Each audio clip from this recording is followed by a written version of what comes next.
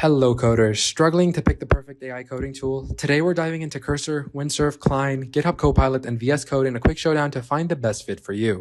Let's go. Cursor is a AI-powered IDE, a VSCode fork built for deep project understanding. Its agent mode handles multi-file edits, auto-imports symbols, and even runs terminal commands, perfect for complex refactoring and team projects.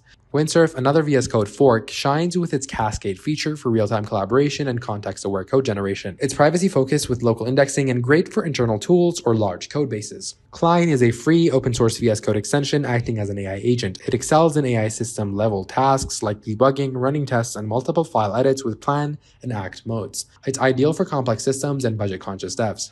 Next, we have Copilot, a VS Code extension. It's the veteran for inline code suggestions and broad IDE support. With Copilot chat and auto-generated commit messages, it's a go-to for rapid prototyping and GitHub workflows. VS Code is the classic customizable IDE. It's not AI native, but supports extensions like Copilot and Cline. It's reliable, free, and perfect for devs who want flexibility without AI overload. Now, let's stack them up. Cursor and Windsurf lead for AI native power, Cursor for teams, and Windsurf for privacy and large projects. Cline's your pick for free, complex workflows, Copilot's best for quick, GitHub integrated coding, and VS Code, it's the flexible, free backbone for extension lovers. Pick based on your needs, speed, scale, or savings. Drop your favorites in the comments and code smarter. See ya.